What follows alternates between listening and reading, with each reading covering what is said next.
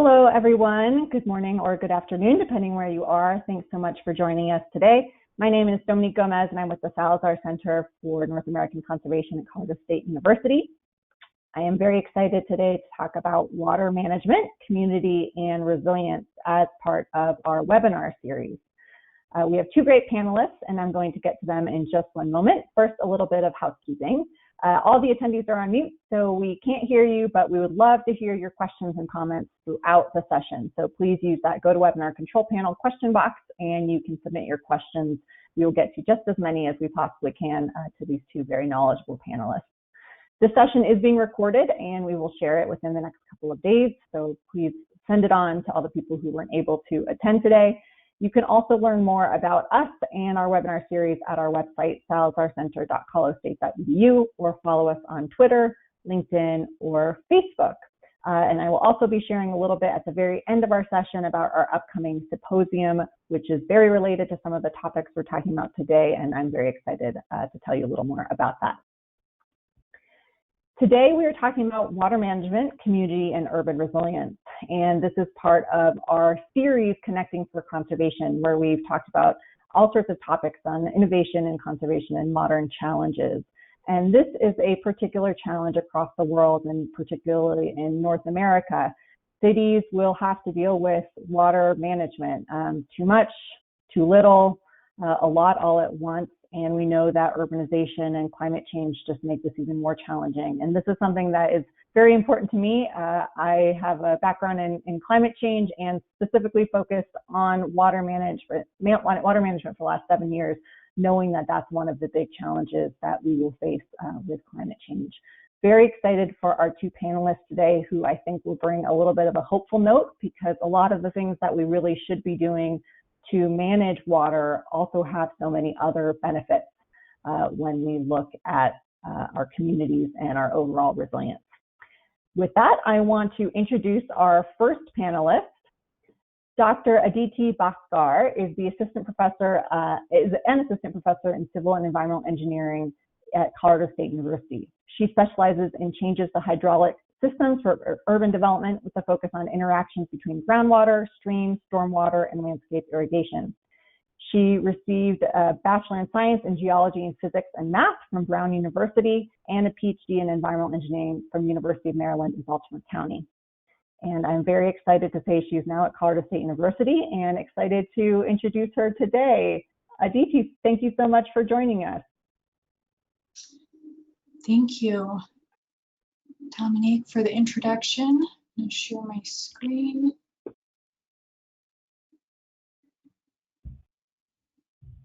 Looks great. Thanks. Yeah, so I'm going to be talking today about green stormwater infrastructure and how effective is it for urban streams and streets. So I mentioned in the first slide I'm going to be talking about green stormwater infrastructure specifically as a subset of all different types of green infrastructure. So this is green infrastructure that specifically has a purpose of dealing with stormwater. So just some background on stormwater management. Originally, stormwater management was used to drain streets.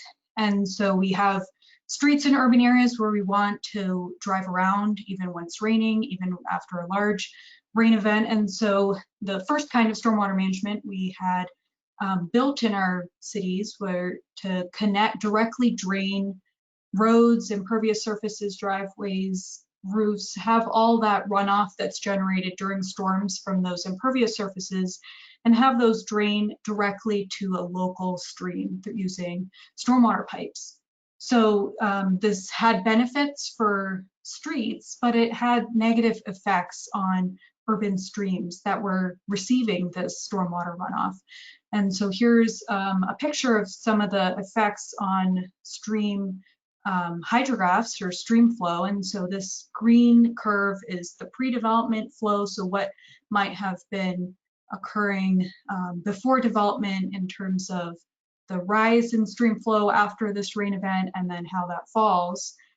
And then we see this post-development curve, which is as we have all these impervious surfaces directly draining to those streams, we have more stormwater. The volume of water under this curve is increasing. The response time is faster right after the rain event, and we have this higher peak and a very rapid rise in that peak. And so all of these changes to stream flow have follow-on changes for water quality degradation, erosion, and stream ecology. So then the next iteration is using detention ponds to reduce that peak flow. So take off that top part of that stream flow peak and store it in a detention pond for release later in the storm event. And so these are scattered all over developments where we see these ponds storing that peak flow and then releasing it later after the storm event has ended. So this had benefits for reducing that peak flow, but these detention ponds didn't address the increased volume of stormwater. So the overall amount of runoff that was generated by all these impervious surfaces, that was still the same amount of runoff that was making it to the streams, which was still higher than that pre-development amount of runoff. And so the type of stormwater management that tries to directly address this issue with volume is called green infrastructure or low impact development, where through infiltration or plant uptake of stormwater, this type of stormwater management is focused on reducing the volume of stormwater by using these generally smaller scale types of features closer to where that stormwater is being generated. So further upstream in the watershed rather than right at the watershed outlet. So here are some examples: bioswales, rain gardens, fire retention cells, pervious pavement. So I mentioned at the beginning, I'm going to be talking about stormwater in particular, but green infrastructure has a wide range of benefits for community livability. So here we're seeing different types of green infrastructure practices and benefits for Aditi, sorry to interrupt you. I think we're only seeing part of the slide. I don't know if there's a way to reshare. It's a little cut off. Oh, I'm wondering if I am sharing.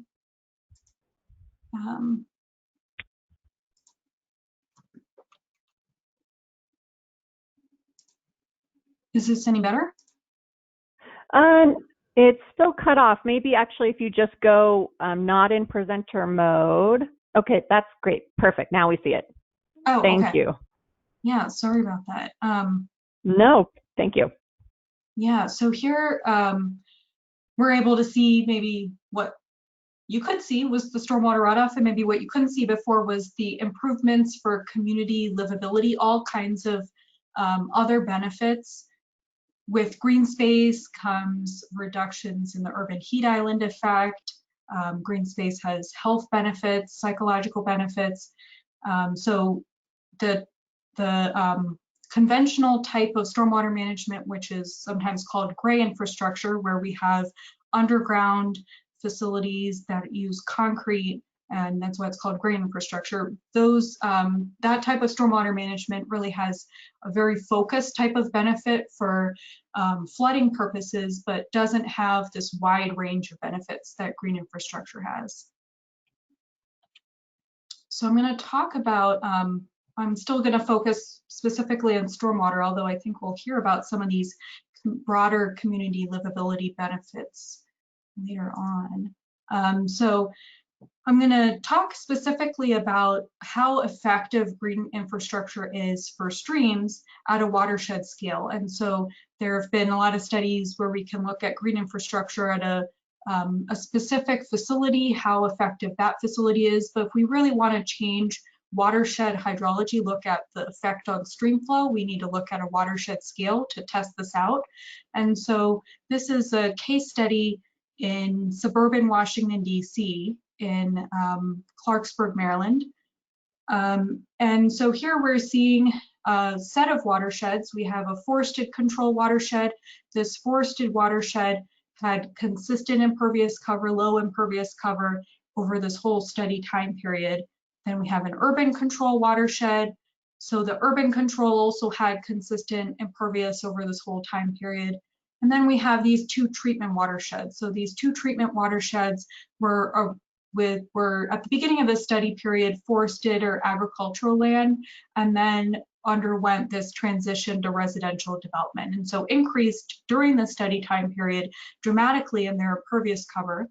And at the same time, these watersheds were built out completely with green infrastructure.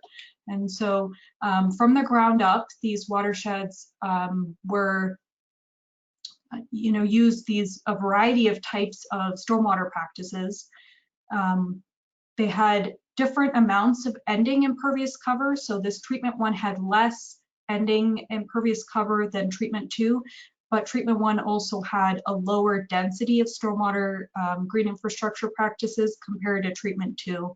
And so we'll see the effects of that in a minute. But they both have a really high density of green infrastructure practices for their size. And they have a little bit of, these are just some examples of a little bit of different types. Dry wells, infiltration, and tree boxes are used in these watersheds. So here's some results from that, where we're breaking up the results by the storm size. So these are the smaller storms. This is the medium-sized rain events and the larger rain events, although these are still not extreme rain events. And then we're looking at runoff volume, so what that total response is in the stream. And so here we see, especially for these smallest size events, that both of the treatment watersheds are responding in terms of runoff volume similar to the forested control and have a smaller runoff volume than the urban control.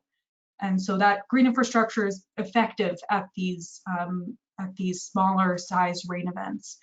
As we move to larger rain events, and we see in this right-hand panel here, that at the larger rain events, we're seeing that treatment 2 is now becoming more similar to the urban control.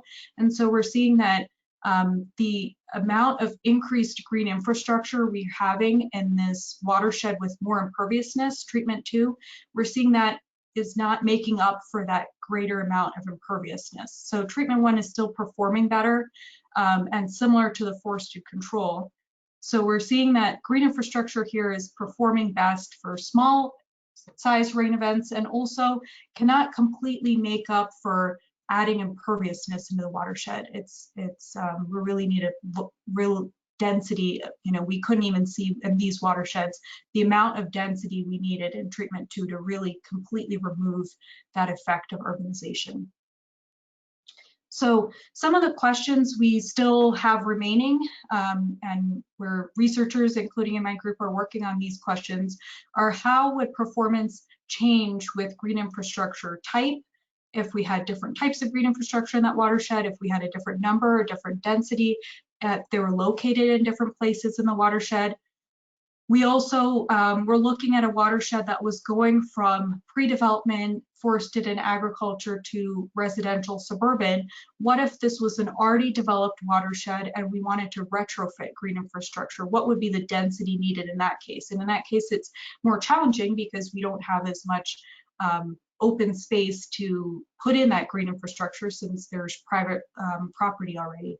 And we may have more restricted areas in, right-of-ways to put in green infrastructure. So how much would we need to put in to be able to see an effect on the watershed scale in an already developed watershed? And what about streams? And that look like this. And this is a stream in Parker, Colorado, that's dry almost all the time. We're monitoring it and haven't seen any flow yet, but this is an area slated for residential development, and what kinds of changes might happen in streams where we have pre-development conditions that look very different from that hydrograph I showed earlier. So we have changes with climate that we're working on learning about.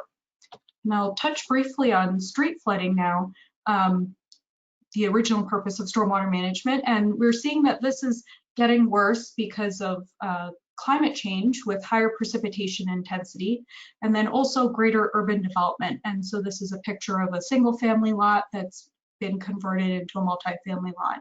And so this increased impervious cover, this higher rainfall intensity, these lead to stormwater systems that are under designed for our present conditions. So green infrastructure can reduce street flooding depth, especially for smaller and more frequent storm events. And so here's a picture from a model in Harvard Gulch in Denver, Colorado, where we're seeing the flood extent over this storm. And we're seeing that this green stormwater infrastructure, as we go to higher levels of green stormwater infrastructure, that's bringing down the flood extent. So one of our challenges, though, with these models, so this is another picture of Harvard Gulch, the whole watershed in Denver, and we're looking now at what the depth is of surface flooding, where we have these lighter blue colors, meaning minimal surface flooding, low surface flooding on in the watershed, to these darker red colors where there's more surface flooding. And so we can create these models to look at testing out different solutions, but one of the missing pieces is that we want to compare the output of the models to street flooding data, and this is often not very available. And so these X's here are different locations that have been reported as municipal service requests, and we are not getting information on every single storm on how deep the surface flooding is, because we don't have that kind of information monitoring all streets everywhere all the time. And so that's why we created this crowdsourced street flooding program called Flood Tracker. It's an app you can download on anecdata.org. You can go to floodtracker.org to learn more information. So we created Flood Tracker to use people's experience of street flooding and these reports of street flooding to get more information on where and when street flooding occurs that could be used to look at testing out different solutions, or even just documenting where and when streets are flooding. So these are just some summary points about what I just was saying about streams and streets. Green infrastructure can reduce runoff, volume, and flooding, especially for smaller storms and watersheds with less impervious surface cover. So that's what we know, and we're still working on learning about and investigating how this effectiveness translates across climates, across density, across green infrastructure types, for both street and stream flooding and for other benefits. And I'll pass it back to you. Thank you so much, Aditi. That was a wonderful introduction, and I think a lot of questions are coming in, so please submit your questions through the control panel. A really good background, I think, for our next panelist, and very excited for the discussion to follow. With that, I want to introduce Jaime González. He serves as the Houston Resilient Cities Programs Director for the Nature Conservancy in Texas.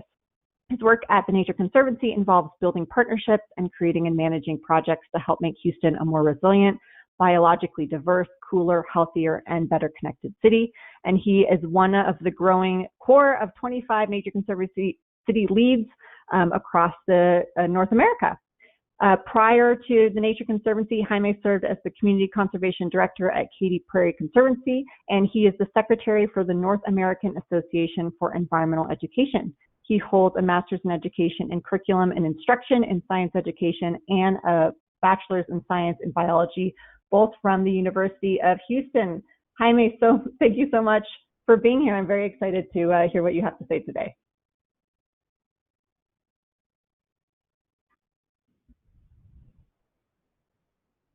Jaime, you might be on mute. Okay, am I unmuted now? There you go. Okay, yeah, super. Perfect. Well, thank you very much for having me here today. Very excited for the discussion. I was busy writing down some notes to myself for that wonderful first presentation. Thank you, Dr. Bhaskar. I will be following up on a separate call.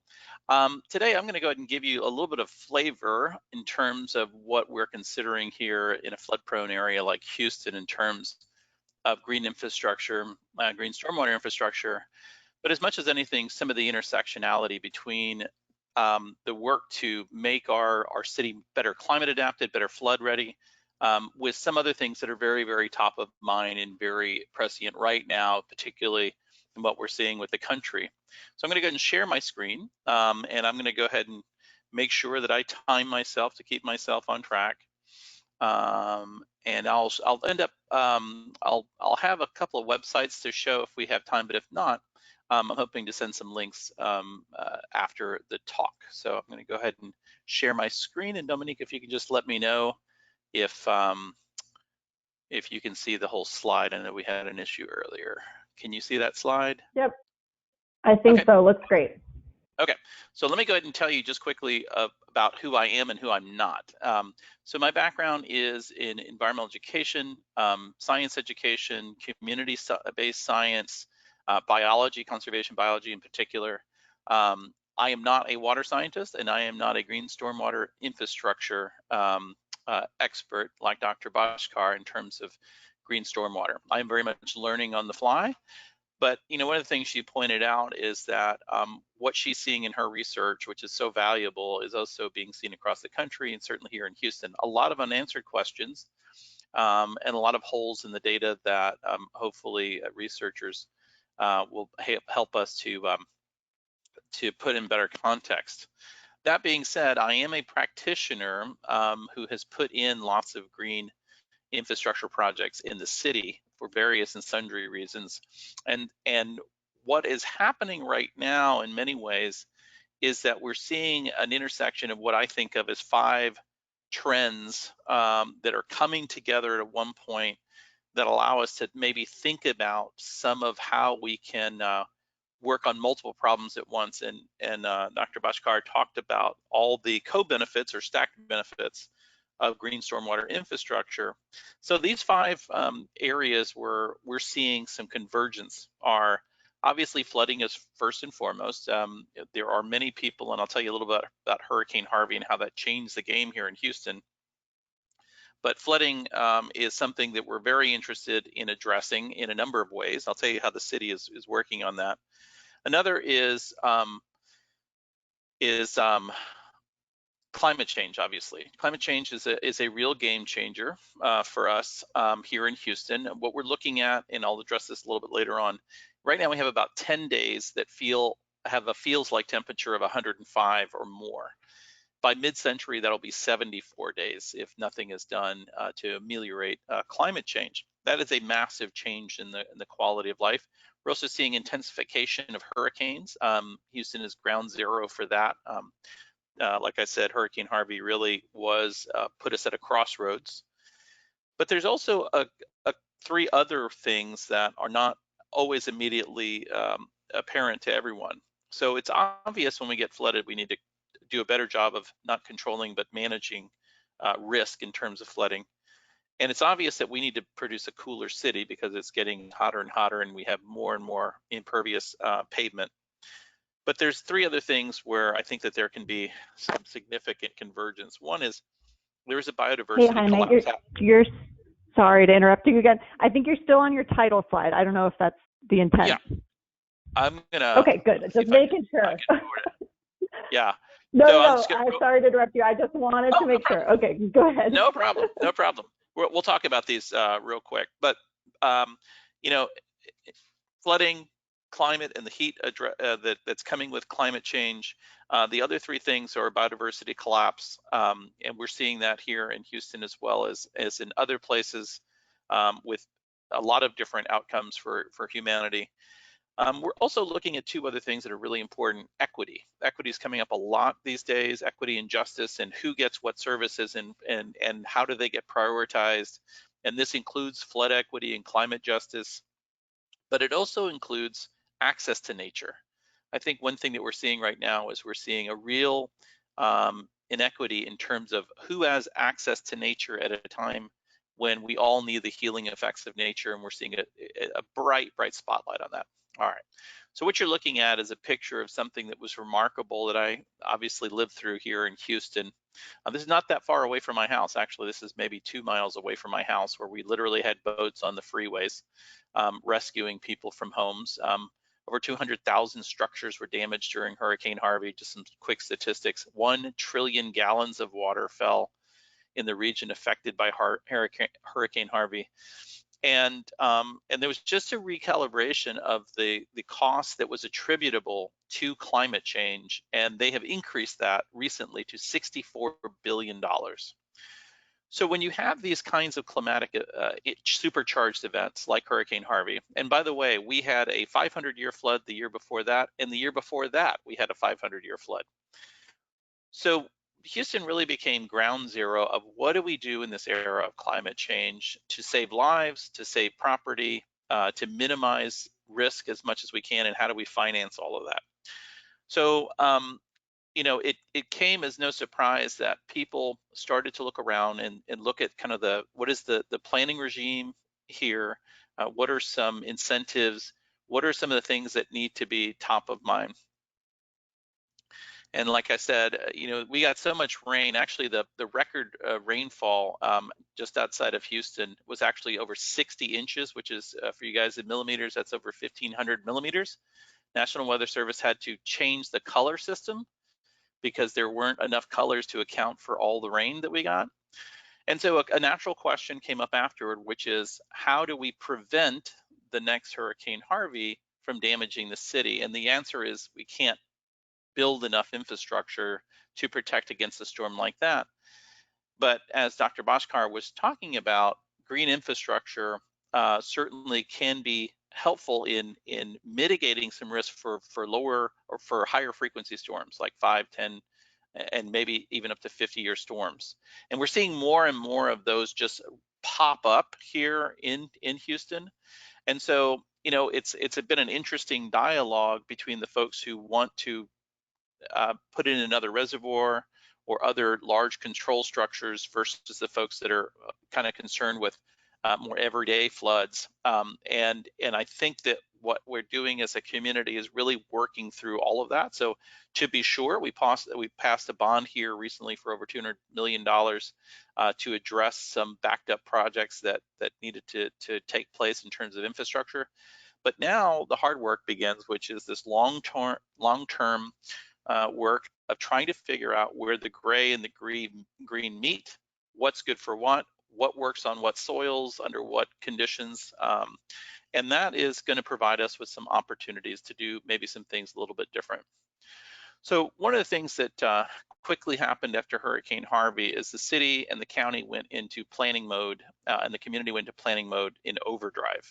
So just within the last 2 years, we have worked with the Rockefeller Foundation to create a new Resilient Houston plan. There has been a new climate action plan that just was released this year as well. There was a Greater Houston Strategies for Flood Mitigation group that was put together. And then there was this document called Living with Water, which is really informative. And it looks at some test cases around the community. And while that's all been going on, there has been a lot of discussions about how do we finance flood risk. Do the projects that are likely in that classic way to protect the properties and assets that are the most valuable, should those be prioritized? Or should communities that would face a much tougher time in rebounding, our underserved communities that have a higher index of social vulnerability, are projects in those neighborhoods, should those go up to the top, even though historically they have not been prioritized because of the formulary? So there's lots of discussions happening around stormwater and green stormwater right now. Here recently, the city actually adopted or did a year-long study on other cities, because Houston, you have to remember, is not a city that has a very large government commensurate with the population. It's fairly small.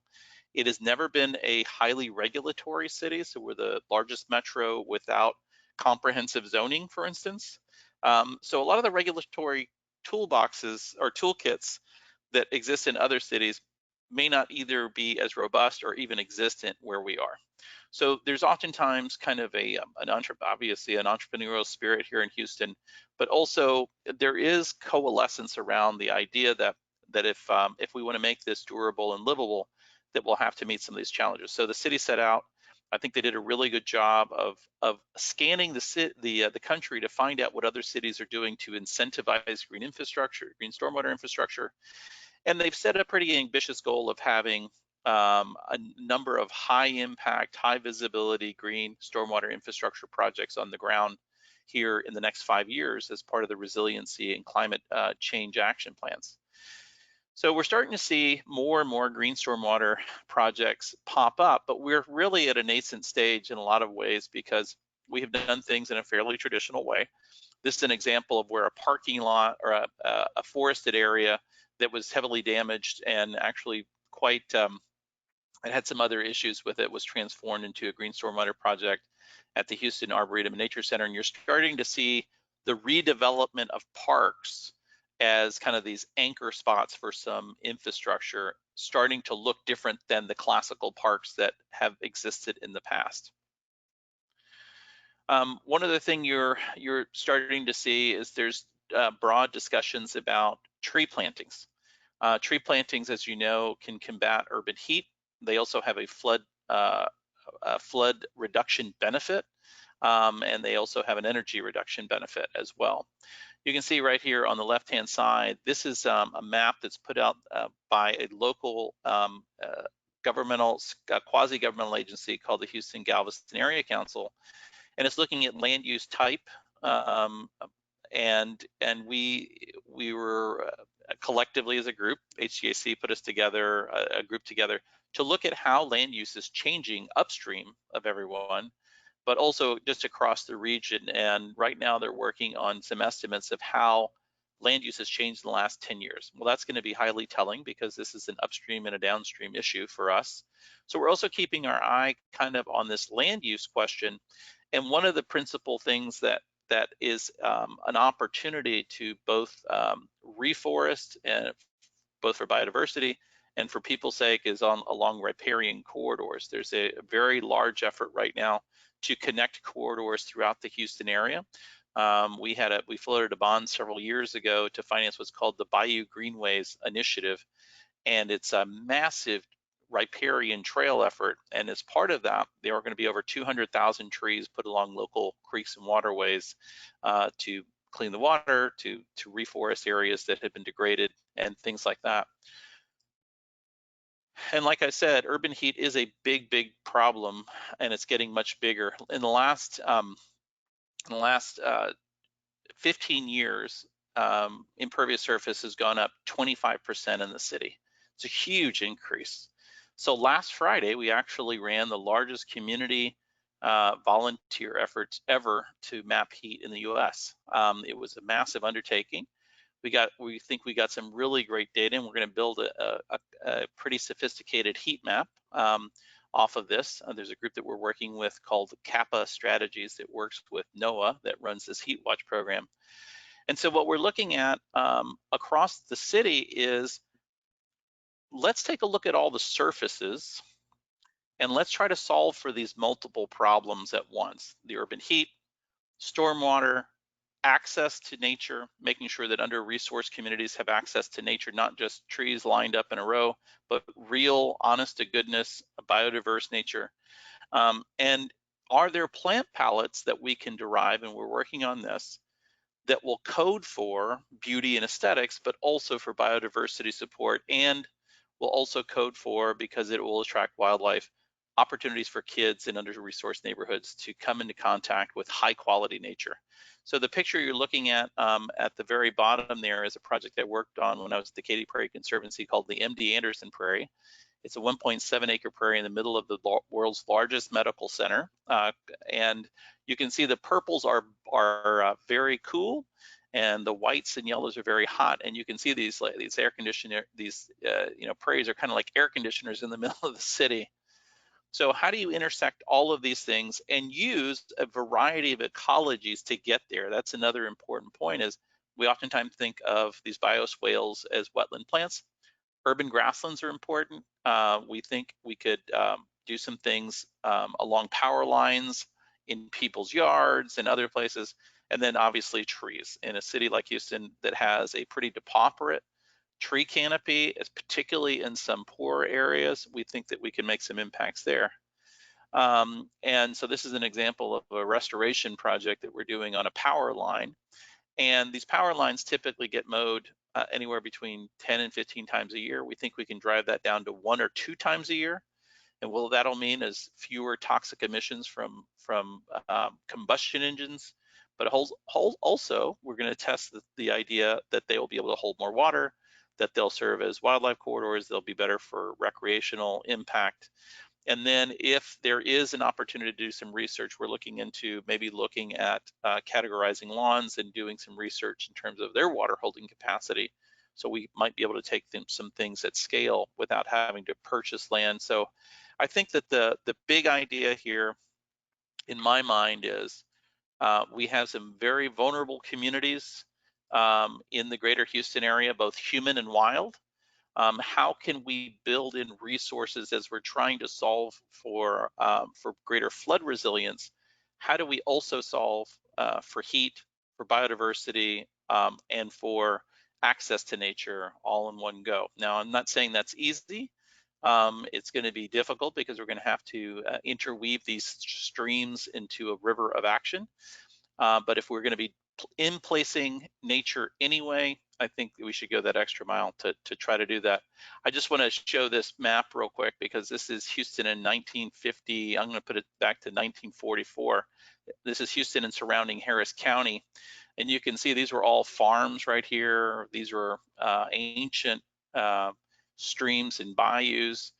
And then if you fast forward to today, you can see the growth has just exploded. And so it does bring up real issues in terms of retrofitting existing communities with green stormwater infrastructure that we're hoping to address. So at that, I think I'm at time and I will turn it over to Dominique. Wonderful, Jaime. Thank you so much. With that, we will move to our discussion and question and answer. So I actually welcome you both back to answer some questions. We've gotten some great questions in and excited to get the discussion going. So first of all, I want to say, Jaime, I love that combining the streams of action into rivers of action. I don't think I'd heard that before, but I'm always up for some water metaphors. All right, a first question, and a few different people actually asked this in different ways.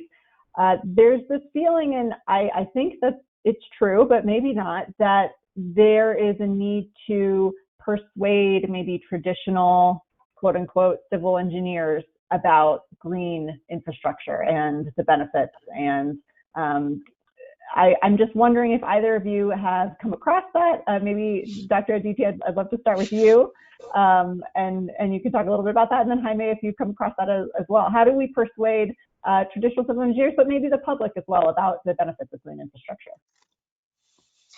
Yeah, so green infrastructure is relatively newer, and so that it's not always immediately accepted by people as this is what we should switch to put in, compared to other types of gray infrastructure that people may feel more is more established in terms of kind of documented, and also the modeling is a part of it, really understanding how to easily model and represent a few larger stormwater features rather than, you know, these smaller scale, more numerous features can be a challenge in a modeling sense.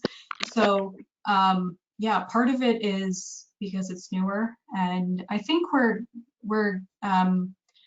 there's been, you know, progress made by many different researchers on documenting all kinds of aspects of green infrastructure, from the costs, operations, maintenance, and so these are all helping, I think, to you know, show people how are you going to really you know, deal with this over years or decades, you know, maintain it, and what's that going to look like. Yeah, but there's, that makes a lot of sense. Not always jumping on board with something brand new. More data. That's a good answer. Jaime, what about you? Has that been something that you've come up in your work in Houston? Yes, everything she said is yes. I would also add that what's going to be particularly important is going to vary by community of practitioners in terms of water engineers and folks, hydrology, climate, everything. It really is going to be a case-by-case basis in terms of how this is going to take hold. I know that in certain cities, like I have a wonderful colleague in Albuquerque, and she's helped to put together trainings for more traditional engineers in terms of calculating certain aspects of performance. and that helped to get some folks over the hump. I think great data by researchers is going to really help.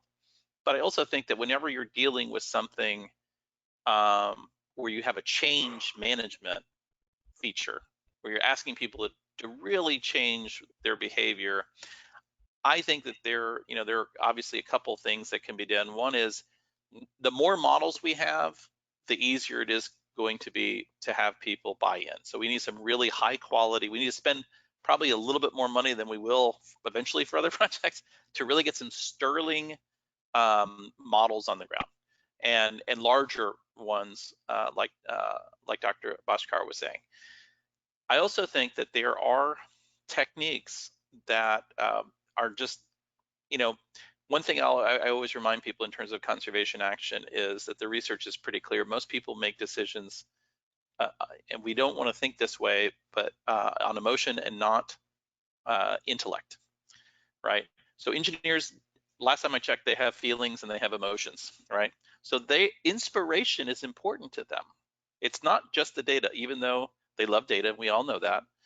So I think that there are techniques in environmental communications and change management behavior science and things like that, which can be employed to help them get over the hump, not to trick them or anything, but just to say, like, this is what the data says and this is all great. And I think we're learning a lot of lessons in terms of climate change communication and techniques that can help us also translate some of this into action. So we shouldn't, as folks in science and stuff, we should get the help of communications experts to help us tell the story. I love that. That's important. Another question, maybe building off that, Jaime, you mentioned equity in your work, and Dr. Bhaskar, I know that you mentioned all the different co-benefits. We've seen some recent news, Jaime, about the work in Houston and some changes in how flooding funding is being allocated, and then a few different questions about whether or not you can speak to sort of how you invest in different communities with green infrastructure or otherwise, and whether or not that has been something the community is ready for, or back to your communication point, if it's something that still needs more communication in terms of changing how that's allocated. I think that's a great question. I would say that the jury is out in terms of community acceptance. So one thing that Harris County is doing, which I think is very forward-looking, is for a long time they had a community kind of advisory group for flood control, and that's the terminology we use here still for our agency.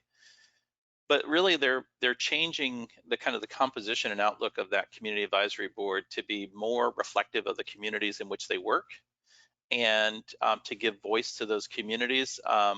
And so I think that the proof will be in the pudding as they move forward with efforts like this, as they look at where to allocate project dollars and in what sequence, and how people are going to take that. And I think what we're going to see is a differential uptake. I think that there are folks that are in more affluent neighborhoods, and that was shown in the New York Times article, that really want to protect high valued houses or businesses, and they don't understand why this prioritization is changing.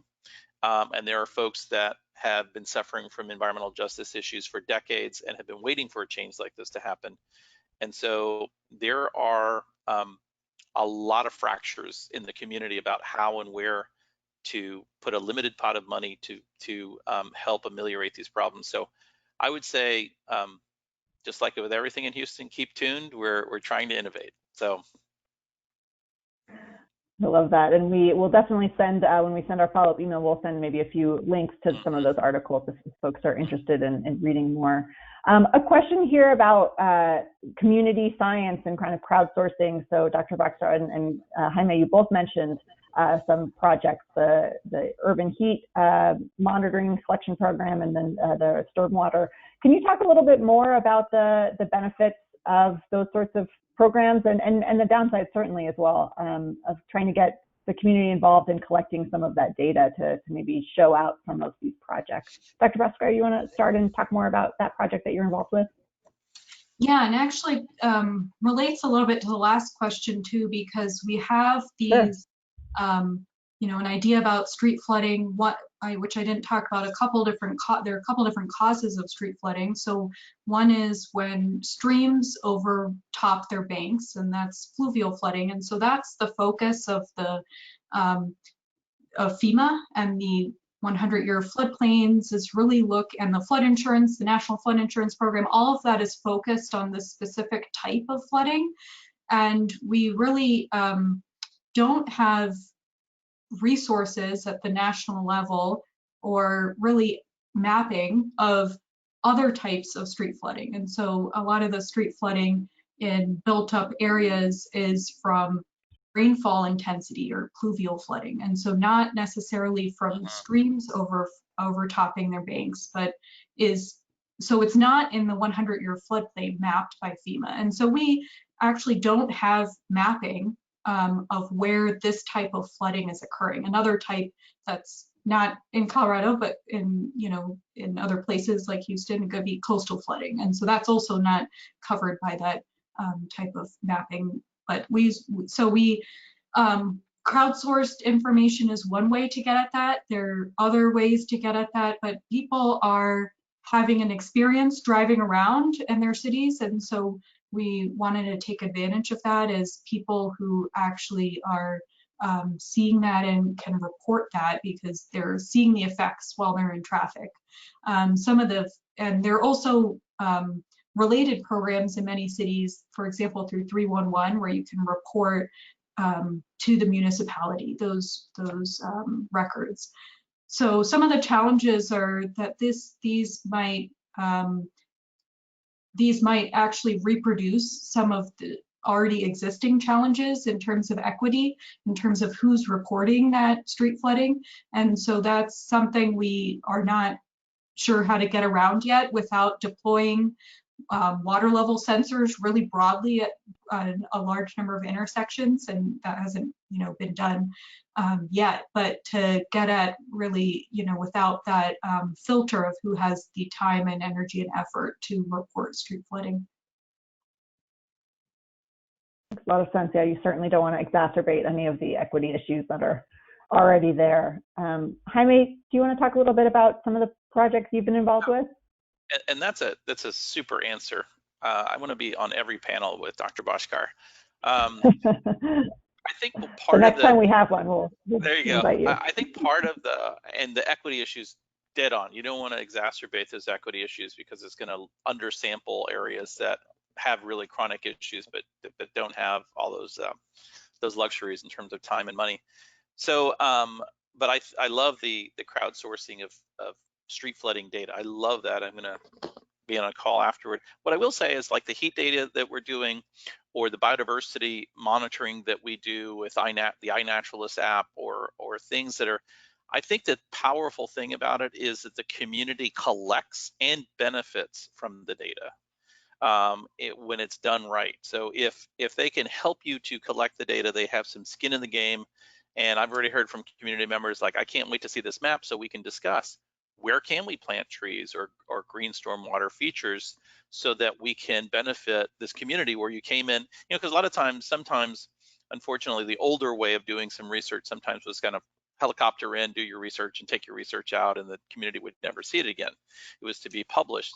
But I think a lot of folks are really looking at this co-creation model where we are enlisting the community to help us better understand not just their challenges, but all the strengths that they have, and to use a combination of techniques, including data collection, to get those communities to a more equitable footing. So I think in this heat map that's coming out, it's going to be open source public data. So I was very excited about that because I don't want it to go somewhere where you have to be a member of an institution, a certain institution, to use it. Right, we are very familiar in academia with the paywall problem. Great, right. Great. That's very important. Kind of following on some of the same themes, two different questions here, both about the issue of displacement and gentrification. So we know that anytime that you are making changes within a community, and these changes are great we've talked about all the benefits of green infrastructure, but they might also have the effect of making rent or housing prices higher and displacing existing community members. Is that something either of you have looked at in your work? Jaime, maybe start with you, and then Dr. Bhaskar, I would love to hear from you as well. Definitely. So we're working within a context in Houston. We have 10 designated what the city calls complete communities. These are areas that are culturally rich, but oftentimes under-resourced. They have a variety of environmental and other challenges. And what I will say about gentrification and in placing rich nature, oftentimes aesthetically pleasing nature and all that is, there is a risk. And what I have found is that there are no easy answers. And so some folks are not real excited about doing that kind of work in these neighborhoods, but I find it difficult to not ameliorate situations that can be ameliorated by science. And so I think this is where power sharing and co-creation with communities is so very important. We actually have a community here in Houston that is virtually all within the 100-year floodplain because of lack of regulations. So Harris County, to put in context, there is not another county in the whole United States who has bought out more properties than Harris County. We lead the nation by a good amount. And that's because we emplaced people in floodways, in floodplains. And now we're talking about managed retreat and all the inequitable outcomes that could have as well. Can these folks find appropriate housing replacements given this market? So yes, very much. It's something that I will just say that everybody's told me that there's no secret sauce for this. This relies a lot on the social capital of the neighborhood and many factors that are somewhat out of your control, but it is something that we are definitely looking at. Dr. Bhaskar, anything to add? Yeah, I've been focusing on new development, so haven't directly been researching the gentrification issue, in part because new development has that greater ability to put in green infrastructure on a widespread scale to be able to see the effects. But I know in Denver there is an emerging, green infrastructure implementation that is taking into account a social index in neighborhoods. So yeah, I'll be tuned in to see how that's going. Yes, I think this is a question that comes up in almost, almost every webinar that we have, because it's just an intractable issue. But I think that focusing on it is, the best thing, right? That knowing it's a potential outcome and trying to get ahead of it, kind of the best that we know at this point. But I think we're excited to look for best practices. Maybe that's a future webinar topic. Can I add one more thing? One thing that is important, we'll send everyone a link to this. One of the big bets with the Bayou Greenways 2020 initiative was to use the Bayou system to create equitable access to nature across the city for a certain percentage of the population. So you can't gentrify everywhere at once. And so I think part of it is the equitable distribution of nature so that you're not putting so much in one area that you're artificially driving something like that. And not every community has the money to do such a grand project, but here in Houston, I think that will be of an assist. Yes, certainly not focusing just on one area. That sounds like a good strategy, like you said, if you can afford to do it. Another question here, this person says, can you talk more about how to engage partners to incentivize the development communities and to incorporate green infrastructure, and any programs or examples that you can point to? Dr. Bhaskar, given that you said you work on new development, we'd love to hear a little bit from you, and then Jaime, anything you have to add? Yeah, so in Maryland, in Montgomery County, Maryland, where Clarksburg is located, that case study that I showed, that was from a county level development approval point of view. They deemed these streams to be high quality, some of the last remaining high quality streams in Montgomery County, and so put these special protections in place that really required developers to use green infrastructure. And so that was this kind of regulatory approach taken to that if developers wanted to develop there, they had to use green infrastructure. And not many places in the country are going to be able to put that kind of regulation in place. So here in Colorado, I've been I've been hearing about, there's this working group that includes a number of municipal and consulting groups in Colorado who are thinking about how to incentivize developers, because that regulatory top-down push isn't there, but to show developers a couple of things, how to the benefits of this from a cost perspective for developers, how that might benefit future stream restoration that can be avoided, for example. So the stream banks are going to remain intact, and so you don't need to go in afterwards and spend an enormous amount of money afterwards. Or to be able to incorporate green space might increase the value of this development. And to show how it's not just this capital cost, but also incorporating this, cost a little further out, how this can actually be a cost savings. The other part for developers, we were talking about civil engineers' perspective, but developers are the ones who are deciding, and if there's not a regulatory structure forcing them to choose this, they're deciding what kind of stormwater management. So to make it easier, so to give them the tools to say, this is how we could predict for this new development, what kind of green infrastructure will meet our requirements. So that's a conversation going on in Colorado. How can we make it easier for developers for cost and these tools? Great. Jaime, anything to add? No, just here in Houston, that green incentives program that looked at ways in which the city could incentivize this very new body of work for us. It's not like there hasn't been any green stormwater infrastructure, but in comparison with cities like Philadelphia or Washington, D.C., or other places that are making huge bets on green stormwater infrastructure, it's still early days. So what we're looking at here in the city is perhaps tax abatement, an awards program, so really public recognition for corporations, developers, that kind of thing, and also accelerated permitting process. So we'll save developers on the front end of this some permitting costs and time, which is also money. So I think that it's I think that we are learning as we go, but there are a few things that we could do to make this happen. That's great. I love those ideas.